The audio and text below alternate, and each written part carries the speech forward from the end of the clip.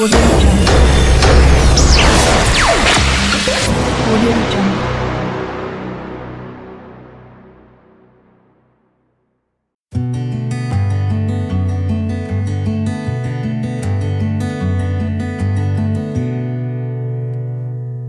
வணக்கம் நண்பர்களே, தமிழ் டாப் செய்ய யூடியூப் சேனல் மூலமாக உங்களை சந்திப்பதில் மகிழ்ச்சி அடைகிறேன். தொடர்ந்து வீடியோ பாருங்க, லைக் பண்ணுங்க, ஷேர் பண்ணுங்க, சப்ஸ்கிரைப் பண்ணுங்க. இன்றைய வேத வசனத்தை தியானிக்க போகிறோம். வாங்க தியானிக்க போகலாம். கிறிஸ்துவுக்குள் பிரியமானவர்களே, நமது ஆண்டவராகிய இயேசு கிறிஸ்துவின் நாமத்தினால் உங்களை வாழ்த்துகிறோம். Beloved in Christ, we greet you all in the name of our Lord Jesus Christ. 2 கொரிந்தியர் புத்தகம் 12வது அதிகாரம் 9வது வசனம். The book of 2 Corinthians chapter 12 verse 9. அதற்கு அவர், என் கிருபை உனக்கு போதும், பலவீனத்திலே என் பலன் பரிபூர்ணமாய் விளங்கும் என்றார். ஆகையால் கிறிஸ்துவின் வல்லமை என் மேல் தங்கும்படி என் பலவீனங்களை குறித்து நான் மிகவும் சந்தோஷமாய் மேன்மை பாராட்டுவேன். But he said to me, my grace is sufficient for you, for my power is made perfect in weakness. Therefore I will boast all the more gladly about my weaknesses, so that Christ's power may rest on me. உபத்திரவங்களும் பாடுகளும் கஷ்டங்களும் நிறைந்த உலகத்தில் நாம் வாழ்ந்து கொண்டிருக்கிறோம். We are living in a world that is filled with hardships, persecutions and difficulties. இந்த உலகத்தில் உபத்திரவங்களும் பாடுகளும் கஷ்டங்களும் 3 வழிகளில் நமக்கு வருகிறது. In this world, hardships, persecutions and difficulties come in 3 ways. ஒன்று, நம்மை சுற்றியுள்ள மனிதர்கள் மூலமாய் வருகிறது. First, they come through the people that surround us. 2, நாம் வாழ்ந்து கொண்டிருக்கும் சூழ்நிலைகள் மூலமாய் வருகிறது. Secondly, they come through the circumstances that surround us. 3வது, நம் மூலமாய் வருகிறது. And thirdly, it comes through us. அதாவது நமக்கு இருக்கும் பலவீனங்கள், குறைவுகள், வியாதிகள் இவைகளை மேற்கொள்ள முடியாமல், That is when we can't overcome every problem or difficulty or weaknesses that we face. அவைகளுக்கு பதில் காண முடியாத நிலையில் நமக்கு நாமே உபத்திரவங்களை உருவாக்கிக் கொள்கிறோம். When we can't find a solution to our problems, we bring upon ourselves persecution. சில உபத்திரவங்கள் அதிசீக்கிரத்தில் நம்மை விட்டு நீங்குகின்றன. Some persecutions are fleeting and they pass away quickly. ஆனால் ஒரு சில உபத்திரவங்கள் நம்மை விட்டு நீங்காத உபத்திரவங்களாய் இருக்கின்றன. But some persecutions never departs from us. வாழ்நாள் முழுவதும் நாம் அவைகளை சந்திக்க வேண்டியதாய் இருக்கின்றன. You got to face them all life long. அப்போஸ்தலனாகிய பவுல் வாழ்நாள் முழுவதும் தன்னை விட்டு நீங்காத உபத்திரவத்தை சந்தித்தார். St. Paul faced a persecution that remained with him all life long. அந்த உபத்திரவம் நீங்கும்படி 3 முறை ஜெபித்தேன் என்று சொல்லுகிறார். And he says that he pleaded with the Lord 3 times to take away that persecution. என்ன உபத்திரவங்கள் என்றால், If you ask what kind of persecution, அவருடைய பலவீனங்கள், நிந்தைகள், நெருக்கங்கள், துன்பங்கள், இடுக்கங்கள் என்று சொல்லுகிறார். and he says those persecutions were weaknesses, insults, hardships, difficulties. போகும் இடமெல்லாம் அவருடைய எதிரிகள் அவரை துன்புறுத்தினார்கள். Wherever he went, his enemies persecuted him. அவருக்கு எதிராக பேசி அடித்து உதைத்து அவரை தாக்கினார்கள். They insulted him and persecuted and reproached him and stoned him. இப்படிப்பட்ட உபத்திரவங்களையும் துன்பங்களையும் கஷ்டங்களையும் வாழ்நாள் முழுதும் சந்தித்துக் கொண்டிருக்கிறார். He had to face all this lifelong. அவர் ஒன்றும் செய்ய முடியாத நிலையில் ஆண்டவரை நோக்கி வேண்டுதல் செய்கிறார். And when he was helpless, he began to cry to the Lord. இந்த உபத்திரவங்களையும் கஷ்டங்களையும் பாடுகளையும் எப்படியாவது என் வாழ்க்கையிலிருந்து அகற்றி போடும் என்று He prayed and said, Lord, somehow take away these insults, hardships, persecutions from my life. ஆனால் ஆண்டவர் அவருக்கு சொல்கிறார், But the Lord replied and said, என் கிருபை உனக்கு போதும், பலவீனத்திலே என் பலன் பரிபூர்ணமாய் விளங்கும் என்று. He said, my grace is sufficient for you, for my strength is made perfect in weakness. அதாவது ஆண்டவருடைய பதில் என்னவென்றால், Which means the answer of the Lord was, இந்த உபத்திரவத்தை நீ உபயோகப்படுத்தி இந்த உபத்திரவத்தின் மூலமாக make use of this persecution, and through this persecution புது உற்சாகத்தையும் புது தெம்பையும் நீ பெற்று you receive new strength and new encouragement. அதை மேற்கொண்டு வரும்படி நான் உனக்கு உதவி செய்கிறேன். And I will enable you to overcome them. என்னுடைய கிருபை உனக்கு போதும், என்னுடைய பலன் உனக்கு போதும், உன் பலவீனத்தில் என் பலன் பரிபூர்ணமாய் விளங்கும் என்றார். He says, for my grace is sufficient for thee, my strength is sufficient for thee, for my strength is made perfect in weakness. அதாவது இந்த உபத்திரவங்களும் கஷ்டங்களும் உன்னை பாதிக்காது. Which means the hardships and persecutions that you face will not affect you. உன்னை அடிச்சு போட முடியாது. And it cannot destroy you. நான் உனக்கு உதவி செய்கிறேன் என்று ஆண்டவர் சொல்கிறார். The Lord says that I will help you. இதனால் ஒவ்வொரு நாளும் பவுல் அப்போஸ்தலன் உபத்திரவங்களை சந்திக்க சந்திக்க வேண்டியதாய் இருந்தது. And St. Paul had to face these problems every day of his life. அப்படி சந்திக்கும் போதெல்லாம் அவர் பலவீனமாய் இருப்பதை அவர் உணர முடிந்தது. And he could feel that he was weak whenever he faced these problems. ஆனால் அந்த நேரங்களில் எல்லாம் ஆண்டவரே நீர் எனக்கு உதவி செய்யும், என்னுடைய பலத்தினால் அல்ல, என்னுடைய சக்தியினால் அல்ல. He said, it's not by my strength or by my power, but Lord, you help me. நீர் எனக்கு காண்பிக்கும் கிருபையினாலே நான் இந்த உபத்திரவங்களையும் கஷ்டங்களையும் பாடுகளையும் மேற்கொள்ள முடியும் என்று ஒவ்வொரு நாளும் அவைகளை மேற்கொண்டார். He said, by the strength that you give me, I will be able to overcome every difficulty, persecution and hardship. சகரியாவின் புத்தகம் 4வது அதிகாரம் 6வது வசனம் இப்படியாக சொல்கிறது. The book of Zechariah chapter 4 verse 6 says, பலத்தினாலும் அல்ல பராக்கிரமத்தினாலும் அல்ல என்னுடைய ஆவியினாலே ஆகும் என்று சேனைகளின் கர்த்தர் சொல்லுகிறார் என்று.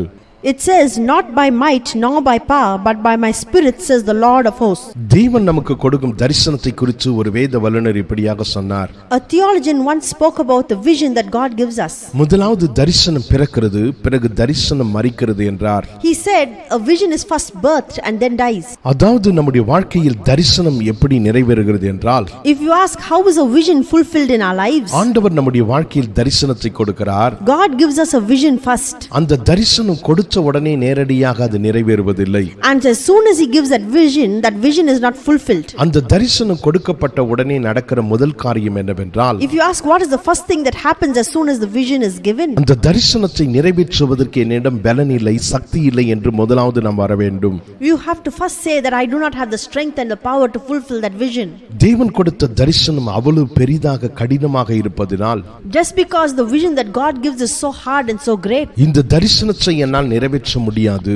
I can't fulfill this vision. இந்த தரிசனத்தை நிறைவேற்ற என்னிடத்தில் அப்பேற்பட்ட ஆற்றல் கிடையாது, பலன் கிடையாது என்று அந்த தரிசனம் மரிக்கும் போது, And when the vision dies, when you say that I do not have the strength or ability to fulfill this vision, ஆண்டவர் சொல்லுகிறார், உன் பலவீனத்தில் என் பலன் பரிபூர்ணமாய் விளங்கும் என்று. the Lord will say that my strength will be made perfect in your weaknesses. நீர் எனக்கு கொடுத்த தரிசனத்தை நிறைவேற்ற என்னிடத்தில் அப்பேற்பட்ட ஆற்றல் இல்லை, சக்தி இல்லை, பலன் இல்லை என்று நாம் ஆண்டவரிடத்தில் போகும் வேளையில், When you go to God and say, Lord, I do not have the strength, ability and power to fulfill the vision that you have given me, ஆண்டவர் சொல்லுகிறார், என் கிருபையை நான் உனக்கு அளிப்பேன் என்று. the Lord says, I will give you my grace. அப்போஸ்தலனாகிய பவுல் இந்த உபத்திரவங்களையும் பாடுகளையும் கஷ்டங்களையும் எதற்காக உபயோகப்படுத்தினார் என்றால், If you ask why did St. Paul use these persecutions for?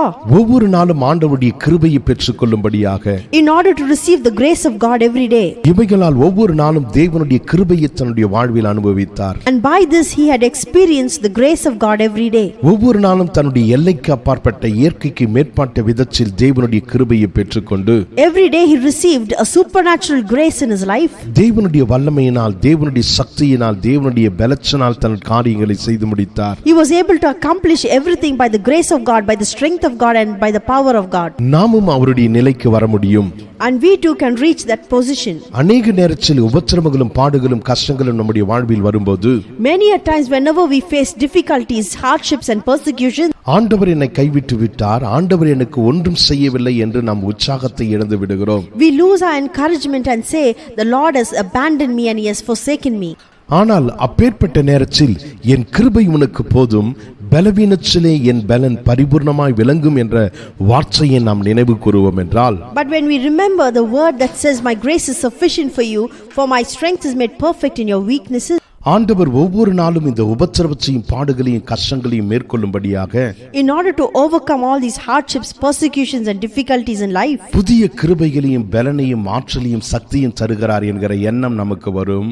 we have to have the thought that God gives us new strength, new power and new grace. அதன் மூலமாக எல்லா உபத்திரவங்களையும் கஷ்டங்களையும் பாடுகளையும் நாம் மேற்கொள்ள முடியும். And through this we can overcome every hardship, difficulty and persecution in life. ஏனென்றால் தேவன் அப்படிப்பட்ட கிருபையை நமக்கு உண்மையாகவே அளிக்கிறார். It is because God truly gives us such grace. உபத்திரவத்தின் மத்தியில் நம்மை உருவாக்கி கொண்டிருக்கிறார். In the midst of persecutions he forms us. நம்மை வணைந்து கொண்டிருக்கிறார். He shapens us. புதிய ஆற்றலையும் புதிய பலத்தையும் நமக்கு தந்து நமக்கு உதவி செய்கிறவராய் இருக்கிறார். He helps us by giving us new strength and new ability. ஆகையால் நம்மை விட்டு நீங்காத உபத்திரவங்களையும் பாடுகளையும் கஷ்டங்களையும் உபயோகப்படுத்தி, Therefore let's make use of the persecutions, hardships and difficulties that come our way. புதிய கிருபைகளையும் புதிய பலத்தையும் பெற்று அவைகள் மீது ஜெயம் எடுப்போம். Let us overcome them by receiving new strength and new grace. ஆண்டவர் நம்மை உருவாக்கவும் வணைந்து கொள்ளவும் அவருடைய கரத்தில் நம்மை அர்ப்பணிப்போம். And let us surrender our lives into the Lord's hand that he may form us and shapen us.